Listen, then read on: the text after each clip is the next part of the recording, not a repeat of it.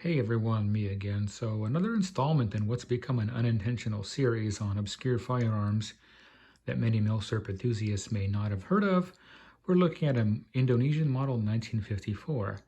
One quick caveat, I did want to get range footage as well. Unfortunately, I'm not able to. The range I go to is up in the mountains. It's buried under a couple feet of snow right now and probably will be for a while, so there will be range footage later on. It's a goal of mine, but I guess not at this time. I guess this video is just informational. In any case, what is a Model 1954? Well, it started life as a Dutch Mannlicher rifle used by the colonial government of what was then the Dutch East Indies, at least up until World War II. A lot of these Dutch firearms do get sidestepped by US collectors, mainly because there's not that much knowledge or enthusiasm surrounding Dutch firearms.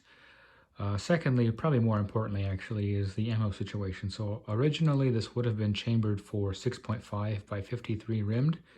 So good luck finding a reliable source on that. It can be reloaded though. Of course, they don't even make brass. You have to modify other cases. So to a lot of people, it may not be an attractive proposition. And actually finding a reliable supply of ammo is the exact problem the Indonesians found themselves facing back in the 1950s when they had a bunch of these guns left over. They also had a bunch of Lee Enfield rifles too, and so they decided, well, we'll just make some factory conversions to 303 British. And so they did. They did this to short rifles like this one. They also did it to long rifles and little carbines as well.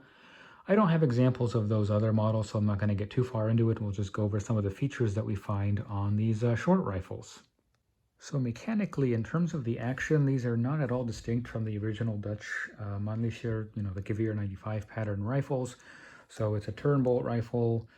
It cocks on open. It's a very smooth action, by the way. The safety is very much a Mauser-like flag.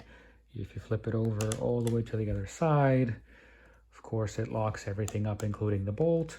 In order to remove the bolt from the action, instead of pulling up on the extractor box, it's a matter of pushing down on this button to get it to come out. Again, there are other videos on Dutch Mannlicher rifles if you want more details about how to disassemble the bolt and all that stuff. It's really the same. So one of the features you'll find on these Indonesian model 1954 rifles is this rubber recoil pad. If you've ever seen a Lee Enfield number 5, the so-called jungle carbine, this should look pretty familiar. Of course, over time, these have become like rock hard with age, and so by now they probably do more harm than good, but it is what it is.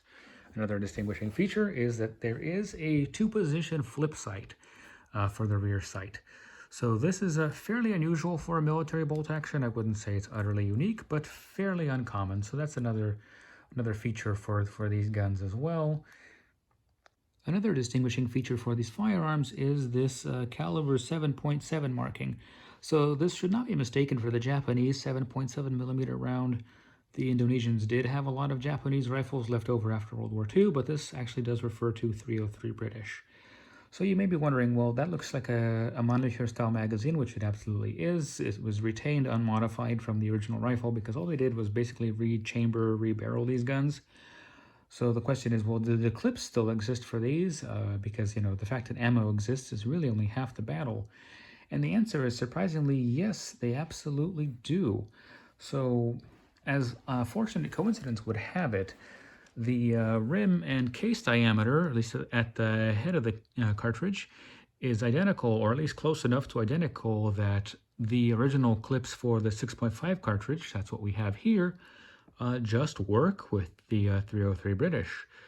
Alternatively, of course, these 3D printed blocks do exist that can be inserted into the magazine and turn it into a single shot. These were likely intended, more for use with rifles in the original caliber, but they work just as well with this 303 British conversion. So these guns absolutely can be shot and fired and run successfully with the existing clips. These clips, at least at the time of this recording, are not terribly expensive either. I bought a bunch of them off of Numeric or Numrich, however that's pronounced, and they were like $4 or $5 a piece. Now this one's a little rusty, as you can see, but some of them are a lot nicer than that. This is just one that I happened to pull out.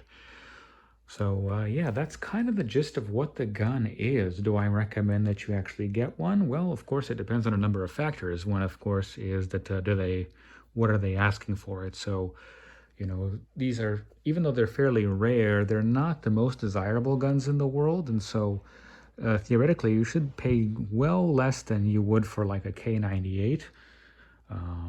But if you get one at a good price, absolutely. They're very obscure. They're very interesting, historically speaking. You'll probably be the only one amongst your friends that has one.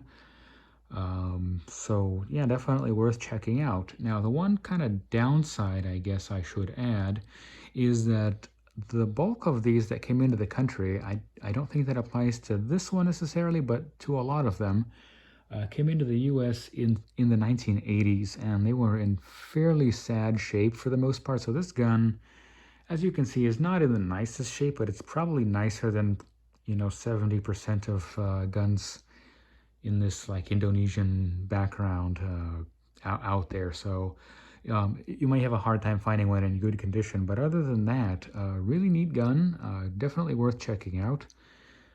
Thank you for watching. Of course, stay tuned for the sequel with some range footage, and I guess that's about it for now. Thank you for watching as always.